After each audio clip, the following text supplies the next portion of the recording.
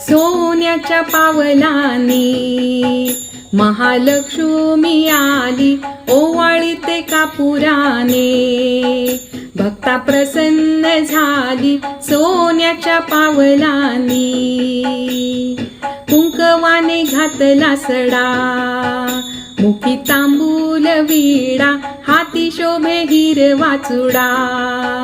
दिला प्रसादाचा पेढा सोन्याच्या पावलांनी महालक्ष्मी आली ओवाळीते कापुराने.